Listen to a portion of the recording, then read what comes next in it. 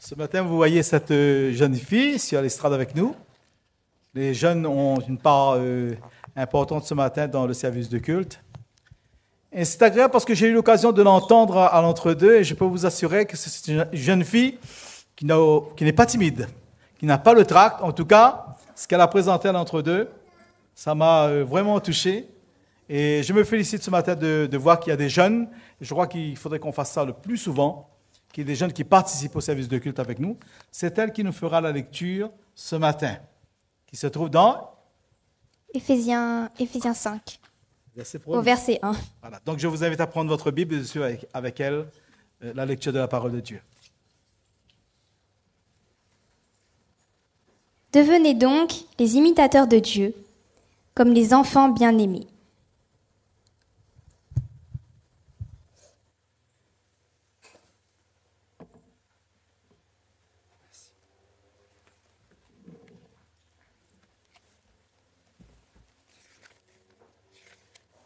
Bonjour à tous et bon sabbat. Ce matin, nous allons continuer cette pédagogie de Dieu que nous avons commencé depuis le début du trimestre. En tout cas, à chaque fois que je vais prêcher, en tout cas ici, je vais revenir là-dessus parce que j'aimerais vous amener à une certaine réflexion dans l'avenir, mais une réflexion assez profonde. Dans le passé, j'ai déjà parlé de cela dans plusieurs églises et ça n'a pas eu aucun impact. Et plus le temps avance, le Seigneur veut nous faire comprendre certaines choses. Et il faut que nous arrivions réellement à nous pencher profondément dans notre relation avec le Seigneur, dans notre vécu avec le Seigneur, et dans ce que nous faisons pour le Seigneur, parce que nous pourrions le faire avec la routine. Nous pourrions croire que nous sommes des personnes qui sont zélées pour le Seigneur, alors que peut-être pas. Et c'est la parole de Dieu qui nous montre si réellement nous sommes zélés, si réellement nous avons un amour profond pour le Seigneur, ou sinon c'est un amour superficiel. L'amour, on peut le manifester de différentes façons, et ça peut être beaucoup superficiel. Et donc, et la parole de Dieu est là pour nous montrer vraiment si cet amour est vraiment profond, total, plein, ou en partie ou même superficielle. Donc, la première fois que j'ai prêché, on a vu que Dieu était le premier gestionnaire. Dieu a géré le problème du péché au ciel. Dieu a créé la terre en 6 jours et il a mis l'être humain sur cette terre pour cultiver et garder cette terre. Mais voilà, l'homme a échoué. L'homme a échoué et Dieu a mis en place un plan pour le salut, pour la rédemption, et pour le problème du péché, pour régler le problème du péché sur cette terre. Et Dieu a voulu habiter pour cela au milieu de son peuple. Et en habitant au milieu de son peuple, il a demandé au peuple de lui construire une maison, un sanctuaire. Et à partir de là, le peuple est entré dans le plan de Dieu. Et Dieu a mis dans la main du peuple, avant même que le peuple puisse comprendre quoi que ce soit, toutes les richesses qu'il fallait pour construire cette maison. Et nous avons vu aussi que pour que cette maison fonctionne, il fallait des personnes qui soient dans cette maison. Et Dieu a choisi certaines personnes, une catégorie de personnes, et c'était la tribu de Lévi, et qui devait travailler dans cette maison, œuvrer pour le Seigneur. Ils n'avaient pas reçu aucun héritage dans le pays de Canaan, mais ils avaient reçu l'héritage de l'Éternel. Et nous avons vu que Dieu avait prévu que la tribu de Lévi devait vivre avec les dîmes et les offrandes que le peuple apportait. On a vu aussi que dans cette perspective, Dieu avait donné aussi des règles au niveau de leur santé. Ils devaient vivre pas comme les autres peuples, ils avaient des règles précises de la santé, des animaux qu'ils peuvent manger, des animaux qu'ils ne peuvent pas manger. Et nous avons vu aussi qu'au niveau des boissons, Dieu avait donné des instructions précises sur certaines boissons qui devaient être exclues de la nourriture, de la nourriture, et d'autres qu'ils peuvent prendre. Et nous avons vu aussi que tout cela était dans la perspective de Dieu que ses enfants puissent vivre dans la tempérance. Et vous savez que quand vous prenez dans Galates chapitre 5, verset 22, les fruits de l'esprit, et vous avez ce principe-là qui est la tempérance ou qui est traduit par la maîtrise de soi. Mais je préfère la tempérance parce que la maîtrise de soi, c'est souvent par rapport à la réaction, tandis que la tempérance, ça touche toutes les facettes de notre vie. Et nous avons dit que la tempérance, c'est s'abstenir de tout ce qui est mauvais et d'user avec modération de tout ce qui est bon. Voilà la définition de la tempérance. Et donc, même aujourd'hui, nous devons apprendre et nous discipliner parce que, je parle pour moi, je ne sais pas vous, mais je me connais, quand je vais à un endroit et que je suis invité, etc., et surtout quand la nourriture est bonne, on en profite. Et là, on oublie ce que c'est que la tempérance, malheureusement.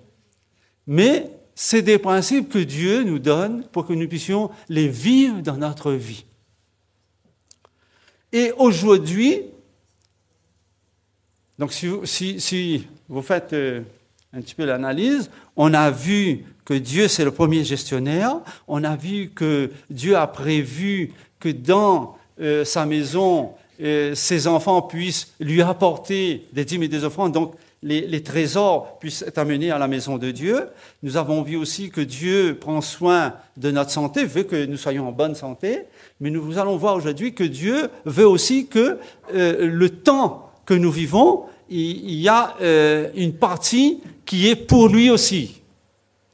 Et nous voyons ça dans le commandement que Dieu a donné au peuple d'Israël dans Exode verset 20, versets 8 à 11. On va lire ce commandement.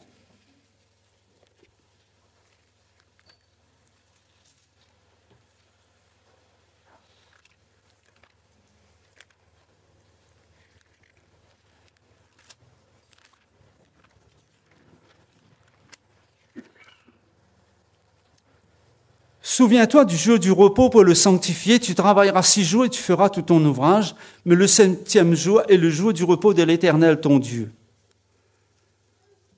Tu ne feras aucun ouvrage, ni toi, ni ton fils, ni ta fille, ni ton serviteur, ni ta servante, ni ton bétail, ni l'étranger qui est dans tes portes, car en 6 jours l'Éternel a fait les cieux, la terre, la mer et tout ce qui est contenu, et il s'est reposé le 7e jour. C'est pourquoi l'Éternel a béni le jour du repos et l'a sanctifié.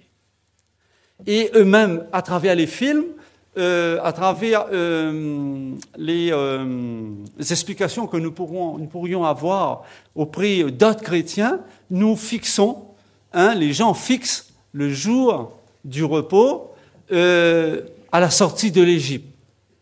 Ils étaient en esclavage, ils n'avaient pas de jour de repos, et Dieu leur a donné un jour de repos. C'est vrai, mais qu'en partie, parce que vous savez très bien comme moi que le jour du repos ne remonte pas à là. Et si nous prenons Genèse, chapitre 1er, on nous dit que du verset 1er au verset 5, nous voyons que Dieu va créer la lumière. Vous avez remarqué que Dieu a créé la lumière, mais il n'a pas créé le soleil au premier jour. Il a créé la lumière. Vous savez que dans l'histoire des peuples antiques, les gens adoraient le soleil. Et aujourd'hui aussi, les gens adorent le soleil sans le savoir. D'accord ? Bon, on ferme la parenthèse. Mais Dieu nous montre que, et même à un certain moment donné de l'histoire des scientifiques, on finissait par dire que sans soleil, il n'y a pas de vie. La parole de Dieu nous dit non. Sans soleil, il y a la vie, parce que c'est Dieu qui est la source de la vie, ce n'est pas le soleil. C'est Dieu qui est source de la vie. Et avec les recherches qu'ils ont faites aujourd'hui, on arrive à cette conclusion-là, parce que vous savez que la fosse la plus profonde dans la mer s'appelle la fosse de la Marianne. Ça fait 11 km de profondeur.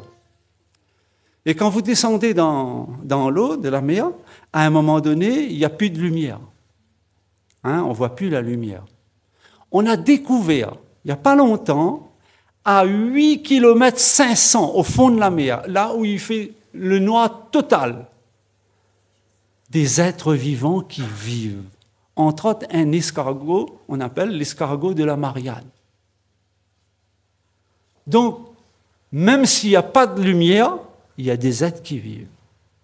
Et cela nous montre dans la nature que nous pouvons avoir des choses qui nous montrent que c'est Dieu qui est la source de la vie. Ce n'est pas le soleil, ce n'est pas la lumière, mais c'est Dieu. Bon, continuons. Nous avons du verset 6 au verset 8, Dieu va mettre le ciel dans la création.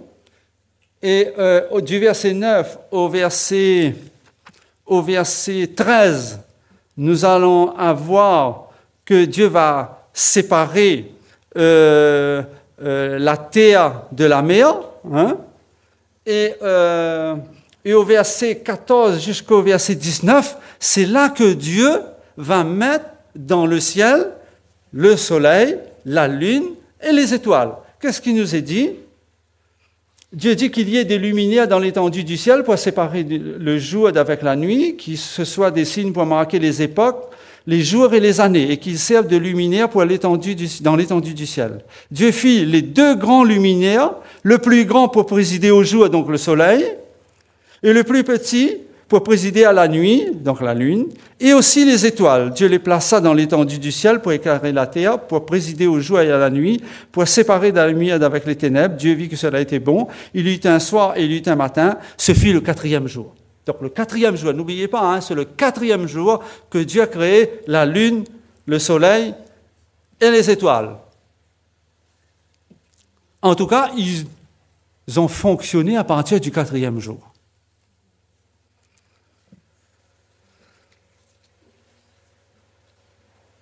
Ensuite, le 5e jour, Dieu a créé les poissons dans la mer, les oiseaux du ciel. Et le 6e jour, au verset 24 à 31, du verset 24 à 31, Dieu va créer tous les animaux de la terre. et il va créer l'homme. Donc, verset 26, il est dit, puis Dieu dit, faisons l'homme à notre image, selon notre ressemblance, et qu'il domine sur les poissons de la mer, les oiseaux du ciel, et sur tous les reptiles qui rampent sur la terre. Dieu créa l'homme à son image, et il le créa à l'image de Dieu, il créa l'homme et la femme, puis il les bénit et il leur a dit, soyez féconds, etc. Ensuite, on nous dit, le chapitre 2, le verset 1 à 3, il nous dit, « Ainsi furent achevés les cieux et la terre et toute leur armée, et Dieu acheva au 7e jour son œuvre qu'il avait faite. Il se reposa le 7e jour de toute son œuvre qu'il avait faite. Dieu bénit le 7e jour, et il le sanctifia, parce qu'en ce jour, il se reposa de toute son œuvre qu'il avait créée en la faisant. Voici les origines des cieux et de la terre quand ils furent créés. » Donc le sabbat, le 7e jour, le jour du repos, fait partie de la création.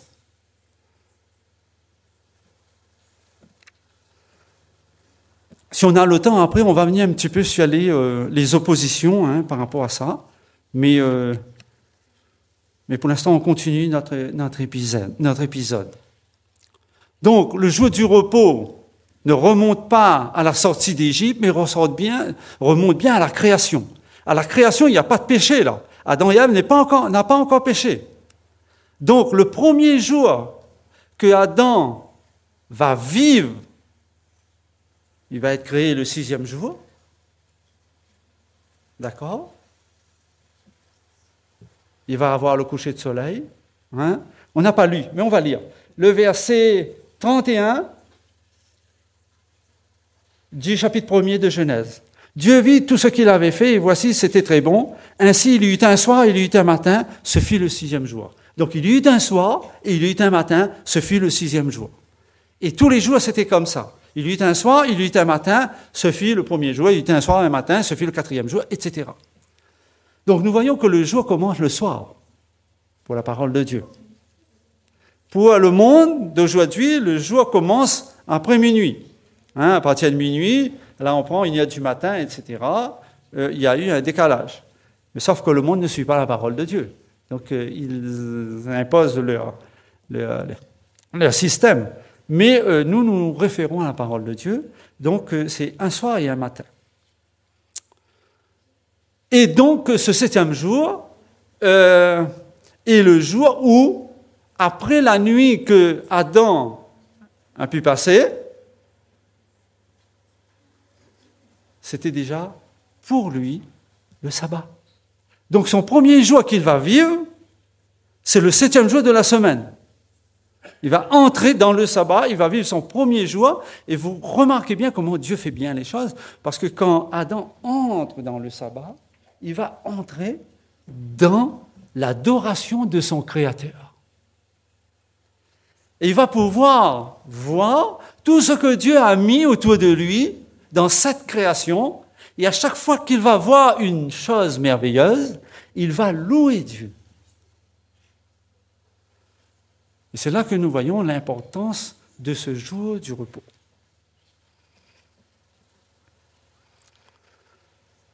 Et dans la Genèse comme dans l'Exode, il nous est dit, le 7e jour est un jour béni. On a vu ça, on lit, « Ainsi furent achevés les cieux et la terre, et toute leur armée, Dieu acheva au 7e jour son œuvre qu'il avait faite, et il se reposa le 7e jour de toute son œuvre qu'il avait faite. » Dieu bénit le 7e jour. Et David va dire dans 1 Chronique 17, verset 27,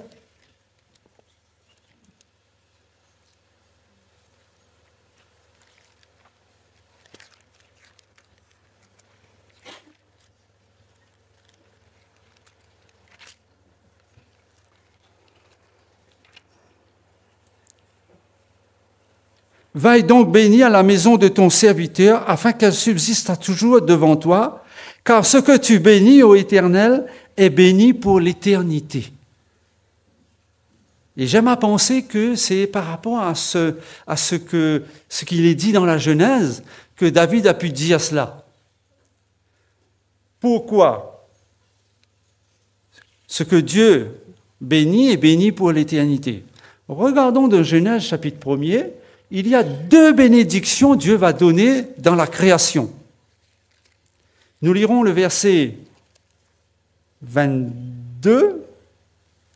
Dieu les bénit en disant, on est au 5e jour, Dieu les bénit en disant, soyez féconds, multipliez, remplissez les eaux des mers et que les oiseaux se multiplient sur la terre.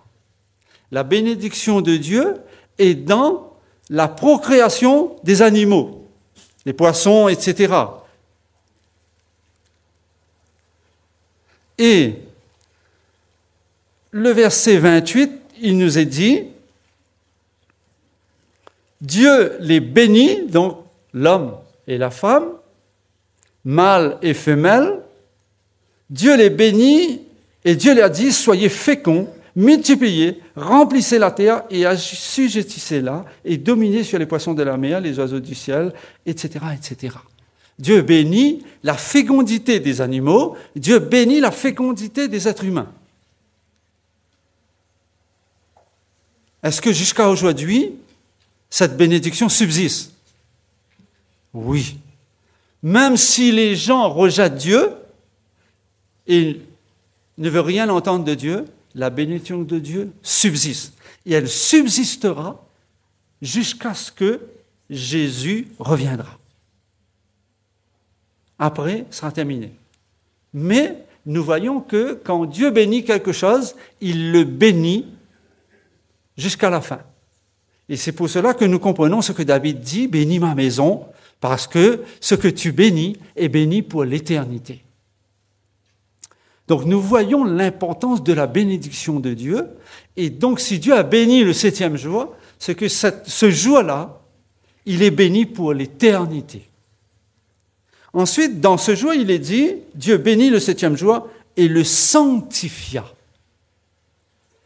Le mot sanctifier fait référence à mettre à part.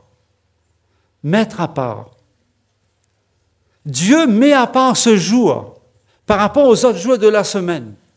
On ne peut pas dire que le premier jour, je vais décider d'observer le premier jour comme jour du repos. Non, je ne peux pas décider ça. Parce que Dieu a mis ce jour, ce 7e, à part pour ça. Donc c'est Dieu qui nous donne la directive, qui donne à l'être humain la directive. Et dans Exode 31, Dieu va nous montrer encore l'importance de ce jour. Exode 31. Exode chapitre 31, et nous verrons le verset 12 à 17. L'Éternel parla à Moïse et dit, parle aux enfants d'Israël et dis-leur, vous ne manquerez pas d'observer mes sabbats, car ce sera entre moi et vous et parmi vos descendants un signe auquel on connaîtra que je suis l'Éternel qui vous sanctifie. Donc le sabbat est un signe auquel on reconnaîtra que c'est Dieu qui sanctifie son peuple.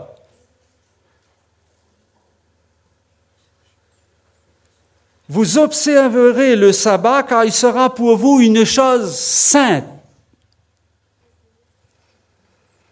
Celui qui le profanera sera puni de mort, celui qui fera quelques ouvrages ce jour-là sera retranché du milieu de son peuple. On travaillera 6 jours. On aurait pu dire, oui, mais peut-être c'est un autre sabbat, parce qu'il y a des fêtes en Israël, et à des moments de ces fêtes, il y avait un jour de repos. Ce n'était pas le 7e jour, c'était un jour de repos, un sabbat pour la fête. Mais là, on nous dit, on travaillera 6 jours, mais le 7e jour est le sabbat, le jour du repos consacré à l'Éternel. Et la dernière fois, il y a 15 jours de ça, quand j'ai prêché, on a vu ce que veut dire être consacré. Quand on a vu au niveau de la dîme et consacré à l'Éternel, ça veut dire qu'il est mis à part pour un usage sacré. Le sabbat a cette capacité aussi, à cette distinction-là. Elle est mise à part pour un usage sacré. C'est Dieu qui le met à part pour un usage sacré. Les enfants d'Israël observeront le sabbat en célébrant eux et leurs descendants comme une alliance perpétuelle. Ce sera entre moi et les enfants d'Israël un signe qui devra durer à perpétuité. Car en 6 jours, l'Éternel a fait les cieux, la terre, et le 7e jour, il a cessé son œuvre et il s'est reposé.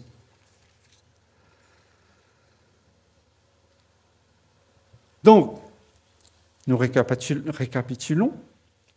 Le sabbat est un signe que Dieu sanctifie. C'est une chose sainte. C'est un jour de repos mis à part, consacré à l'Éternel, donc pour le Seigneur. Et nous avons vu à travers l'école du sabbat par rapport au sabbat, dans Exode chapitre 20, Exode chapitre 20, nous revenons dans Exode chapitre 20, concernant le commandement.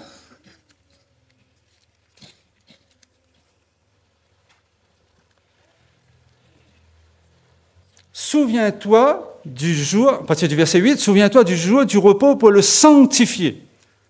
Et là, c'est le peuple qui doit le sanctifier. Et nous avons vu que sanctifier, c'est mettre à part. Donc le peuple doit mettre à part ce jour-là pour le Seigneur.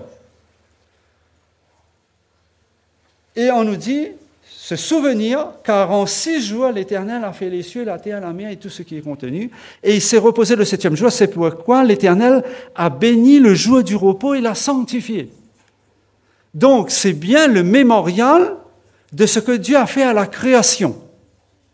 C'est en souvenir de ce que Dieu a fait à la création. Il y a beaucoup d'autres dieux sur cette terre, beaucoup d'autres peuples qui adorent d'autres dieux. Mais la différence entre tous ces autres dieux et le Dieu, il est le Créateur. Et le Dieu de la Bible, il est le Créateur. Mais Dieu, dans sa préscience, a donné une deuxième fois la loi. On la retrouve dans Deutéronome, chapitre 5. Nous allons aller dans ce livre, Deutéronome, chapitre 5.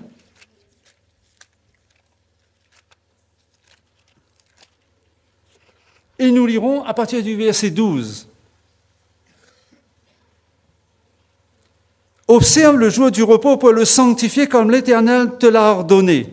Tu travailleras 6 jours et tu feras tout ton ouvrage. Mais le 7e jour est le jour du repos de l'Éternel ton Dieu. Tu ne feras aucun ouvrage, ni toi, ni ton fils, ni ta fille, ni ton serviteur, ni ta servante, ni ton bœuf, ni ton âne, ni aucune des bêtes, ni l'étranger qui est dans tes portes, afin que ton serviteur et ta servante se reposent comme toi.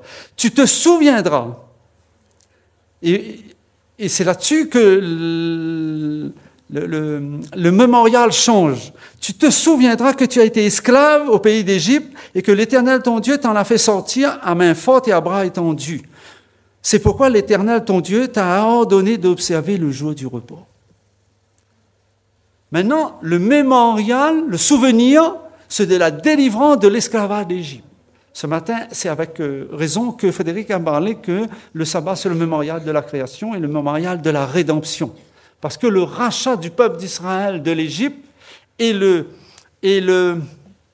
on va dire comme ça, est un symbole de la délivrance de l'esclavage du péché que Jésus va apporter.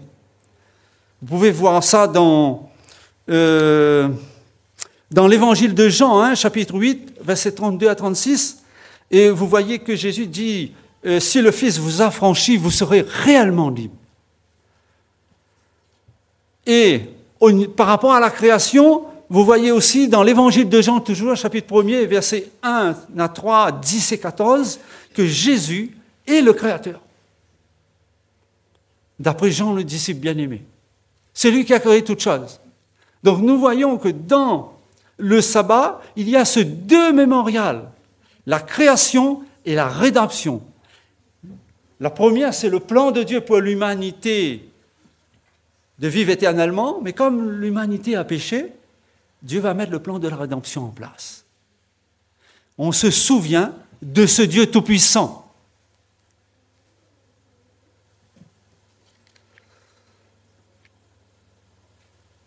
Et vous allez me dire, oui, mais ça c'était dans l'Ancien Testament, ça.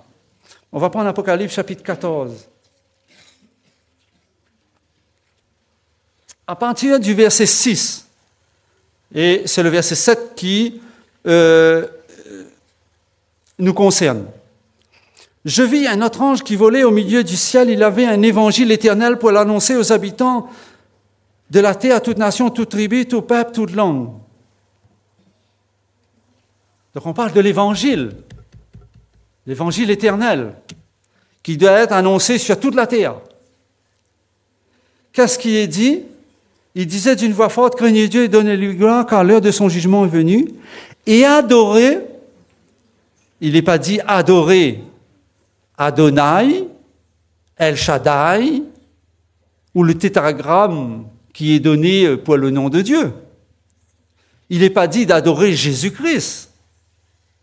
Adorer celui qui a fait la terre, la mer et les sources d'eau. Qui a fait le ciel, la terre, la mer et les sources d'eau. Donc vous comprenez qu'il y a un problème à la fin des temps dans l'adoration. On donne aux divinités l'adoration, mais Dieu nous dit que l'adoration doit être donnée au Créateur. Et le seul commandement qui nous amène à ça,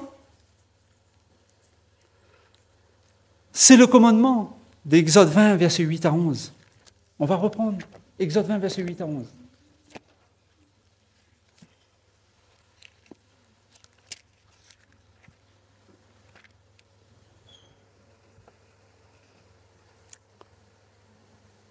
Souviens-toi du jour du repos pour le sanctifier. Tu travailleras 6 jours et tu feras tout ton ouvrage, mais le 7e jour est le jour du repos de l'Éternel, ton Dieu. Tu ne feras aucun ouvrage, ni toi, ni ton fils, ni ta fille, ni ton serviteur, ni ta servante, ni ton bétail, ni l'étranger qui est dans tes portes. Car en 6 jours, l'Éternel a fait les cieux et la terre et la mer, et tout ce qui est contenu. Car en 6 jours, l'Éternel a fait les cieux, la terre, la mer, et tout ce qui est contenu. Et quand vous reprenez Apocalypse 14, verset 7, vous retrouvez cette même formule. L'appel de l'ange, du premier ange de l'Apocalypse, nous rappelle de l'adoration que Dieu a donnée à son peuple, à ses enfants. Et on a vu que ce que Dieu a béni est béni pour l'éternité. Ce que Dieu a sanctifié, il a mis à part pour un usage sacré parce que Dieu voyait l'avenir avant même qu'elle arrive. Et comment Satan va travailler pour effacer l'image de Dieu dans l'esprit des êtres humains. Et il a réussi en partie. Parce que sous prétexte d'adorer le Seigneur, Jésus-Christ, on a fixé un jour, le jour de sa résurrection.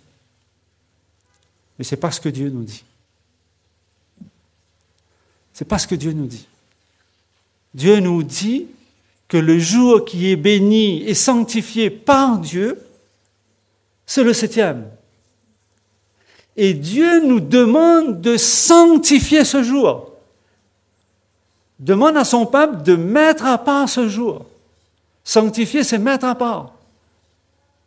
Et nous avons vu que ce commandement est le mémorial de la création, mais aussi le mémorial de la rédemption.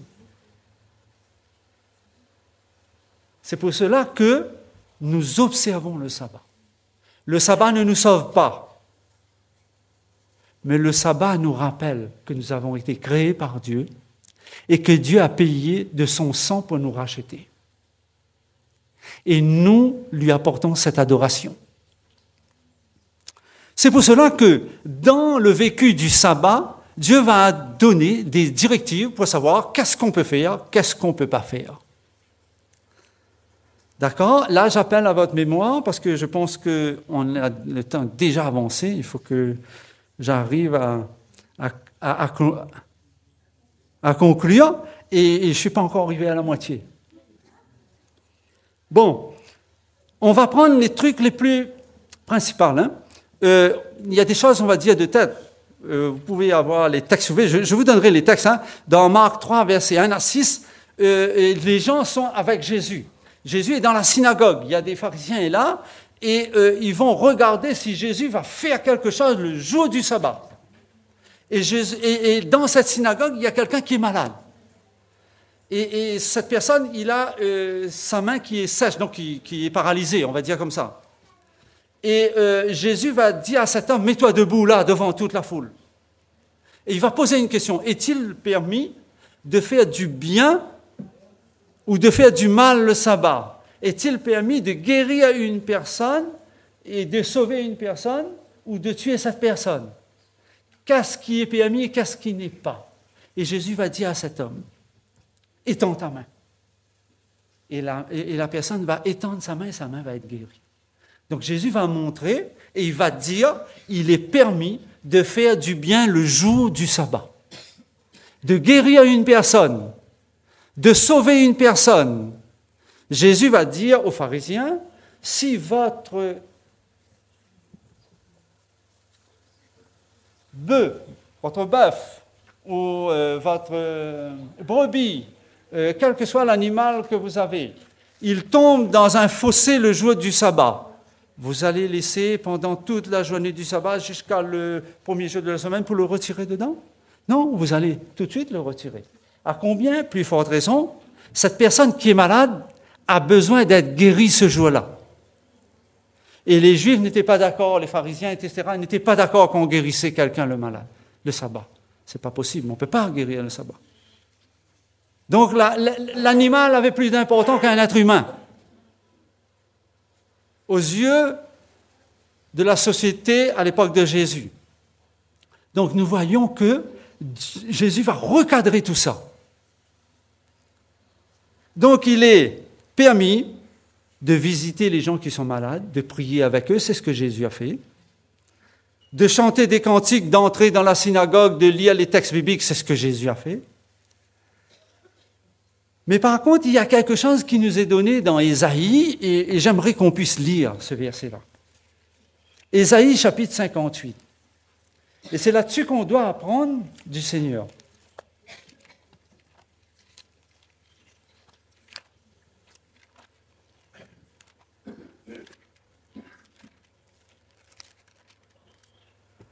On va lire le verset 13 et 14.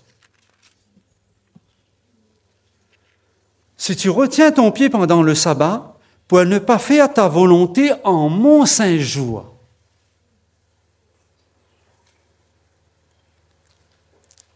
Si tu fais du sabbat tes délices, pour sanctifier l'Éternel en le glorifiant, et si tu l'honores en ne suivant point tes voies, en ne te livrant pas à tes penchants et à de vains discours. Vous remarquez qu'il y a quelque chose qui n'est pas trop clair dans ce texte.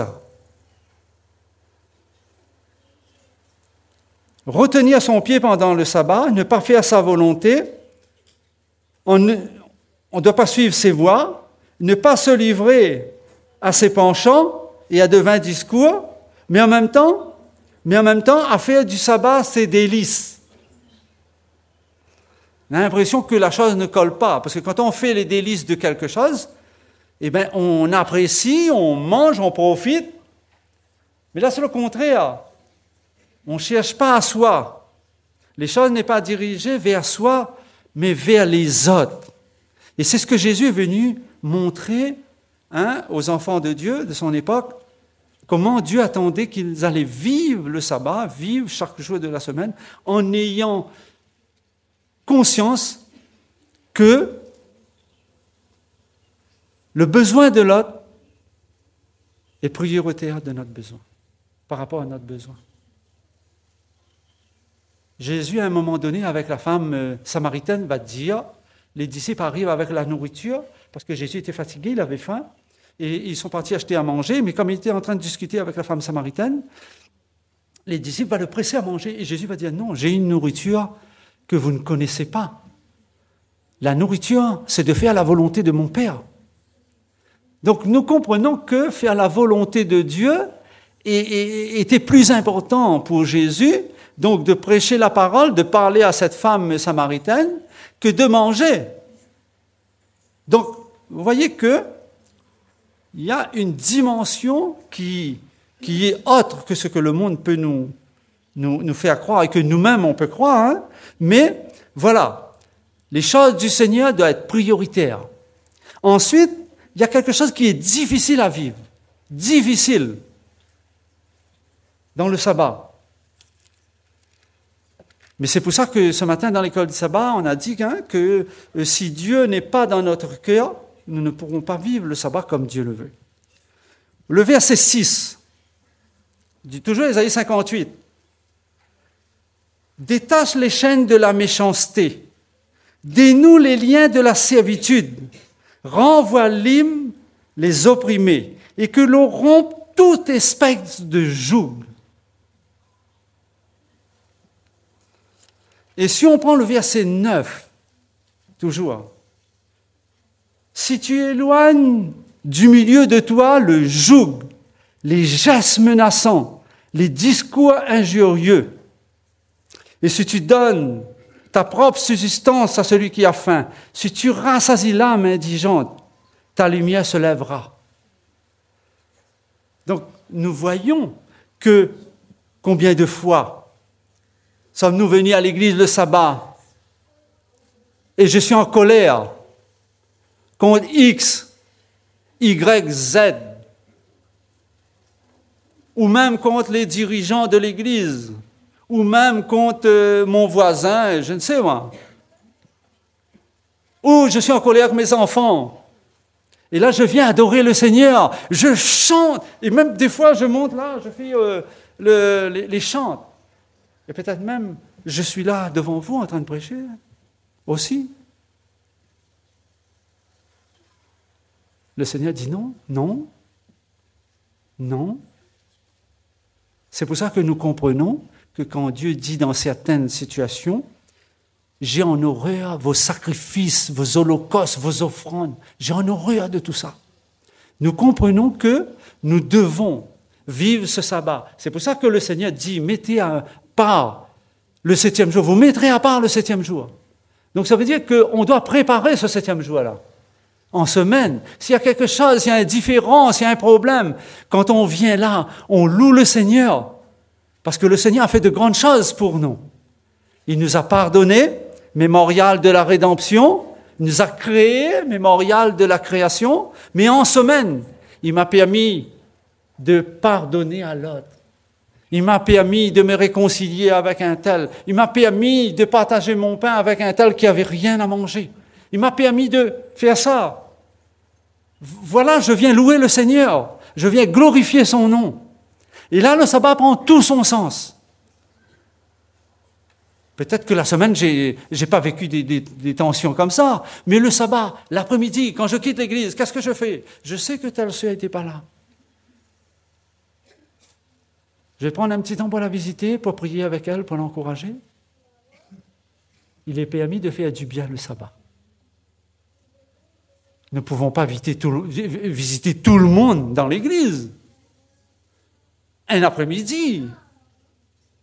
Mais nous pouvons visiter une personne au moins. Une personne. Donc le Seigneur nous appelle à entrer dans ce jour en ayant des perspectives pour la gloire de son nom. Et donc, c'est à nous de vivre cela. Disons-nous bien, hein, et j'aimerais terminer là-dessus, c'est que nous savons en tant qu'adventistes du 7e jour, hein, que le sabbat est quelque chose de très important dans l'adoration de Dieu, du Créateur et du Rédempteur. Dans l'avenir, ça va être la pierre de touche, la démarcation de ceux qui adorent le Dieu créateur, le Dieu rédempteur, et de celui qui adore d'autres dieux. Ça sera la pierre de touche. D'accord? La séparation qui va se faire entre ceux qui seront sauvés et ceux qui seront perdus dans l'avenir. Pas aujourd'hui, mais dans l'avenir. Mais aujourd'hui, nous pouvons vivre ce sabbat d'une certaine manière qui rend gloire à Dieu. Et je vous invite, et je m'invite moi aussi, hein, et je nous encourage à réfléchir sur ce texte d'Ésaïe. Et pour dire, Seigneur, aide-nous. Nous voulons vivre ce que tu veux, ce que tu nous demandes de vivre. Mais des fois, le cœur est dur, les situations sont difficiles, nous pouvons vivre des conflits difficiles. Comment pardonner? Il faut regarder à la croix, mes amis. Vous voulez pardonner à quelqu'un? Regardez à la croix. Et ne quittez pas vos yeux de la croix. Et mettez-vous là, cette croix-là, que Jésus est dessus, là. C'est pour moi. Jésus a fait ça pour moi.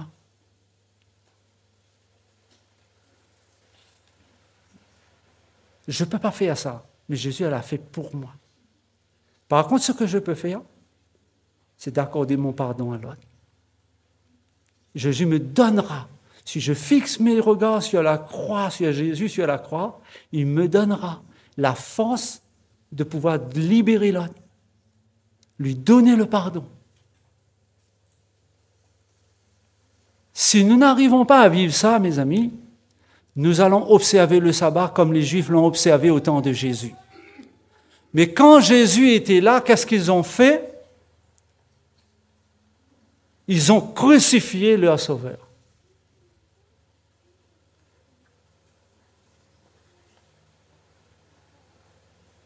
Et la chose va se répéter, la même chose. Et nous comprenons par là que si nous n'arrivons pas à vivre ce que Dieu a fait envers nous, nous ne pouvons pas donner aux autres ce que Dieu nous a donné, alors ça veut dire que nous sommes dans cette parabole où Dieu a remis la dette de cette personne qui devait 10 000 talents et l'autre qui devait 100 deniers. Il a étranglé l'autre parce qu'il fallait faire justice, il fallait rendre. Vous allez avoir justice, mais vous n'entrerez pas dans le royaume de Dieu. Le but de Dieu, c'est que je rentre dans son royaume. Donc le Seigneur doit transformer ma vie, doit changer ma vie. C'est difficile parce que la chair ne veut pas. Le péché ne veut pas que je sois changé. Mais Dieu veut que je sois changé. Et là où le péché a abondé, la grâce a surabondé, mes amis. Il ne faut pas simplement le dire, il faut le vivre. Mettons-nous à genoux, prions le Seigneur. Fais en sorte que nous nous engageons totalement pour le Seigneur, à vivre dans cette perspective du retour de Jésus, en ayant la certitude et la conviction que nous sommes enfants de Dieu. Et nous revenons au verset à mémoriser, que l'apôtre Paul dit, « Soyez des imitateurs de Dieu comme des enfants bien-aimés. » Imitons le Seigneur, mes frères et sœurs, mes amis. C'est la plus belle chose que nous pourrions faire dans notre vie pour la gloire de Dieu. C'est ma prière pour chacun d'entre nous. Amen. Thank you.